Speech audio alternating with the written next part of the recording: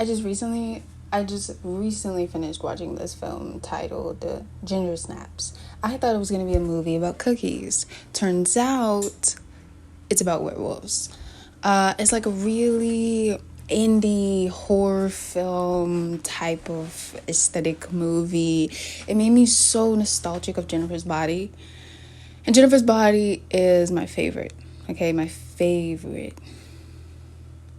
And Jennifer's Body came out later in the 2000s. I believe this movie was released like 2000, 2001, somewhere in the beginning, okay? And I just want to say that I loved everything about it. I really feel like I am a lover, like a true, genuine lover of independent, low-budget horror movies. They are just really sexy to me. I love the grit and the gross aesthetic, the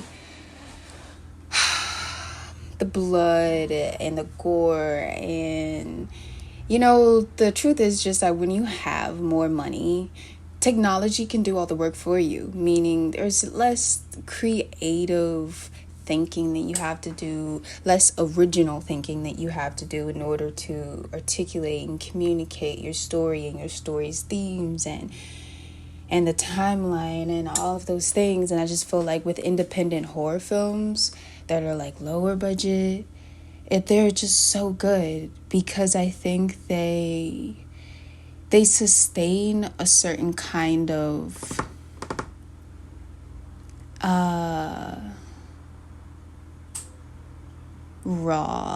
rawness and unfiltered quality about them.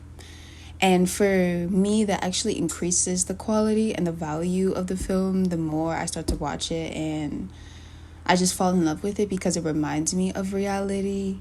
And what I loved about Ginger Snaps in general is, one, the play on words. And I've heard certain lines be used before in movies, and like just general humor and dark humor, dark comedy. There are certain like punchlines that you'll find throughout film in general. And this is the first movie that I've seen use certain punchlines and humor in a way that was so unique to me.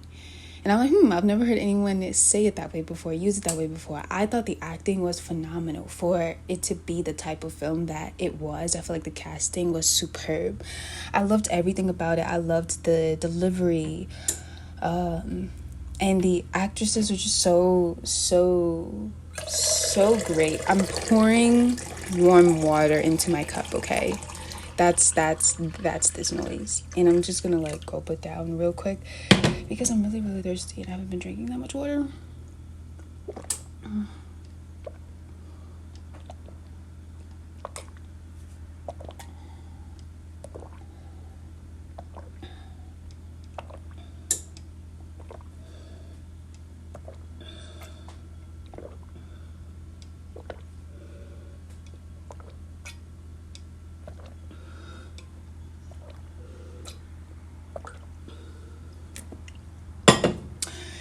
Yep. Whew. I needed that. Oh my goodness. I've been kind of on this water fast because I've been traveling so freaking much, man. And I don't really like having to pee a lot or use a bathroom when I'm on the road, especially because all I drink is water. So it's different. The liquids that I'm consuming literally are just flowing. They're just flushing through me, and that's okay, if I'm just staying at home. Not when I'm on the road and we're driving for like 7 hours. Yeah, not that fun then. So I'm kicking my water back in, and yes, I just wanted to express my gratitude for the beauty of low budget horror indie films, because they make me want to be an actress. Like, they make me see acting as something that could potentially be joyful and really fun. And you know, even if it's dark and grunge and like emo and just, you know, gross, still there's something about it that I feel can be turned into a very enjoyable experience creatively and artistically. And I think it just allows for a little bit more freedom and weirdness. You know, I can be a little bit more of my weird self externally, I feel, in the horror movie genre than I can with other films. And, like, don't get me wrong, other genres like romance and action, they can get really, really weird, okay? At times. It's just a different kind of weird than horror films, you know what I mean? Especially indie, low budget horror films. Like, that's a whole different type of strange that occurs. So I thought this film was phenomenal, and I fell in love with it, and it made me nostalgic of Jennifer's body, and I appreciate it for that. So now I'm gonna drink some more water.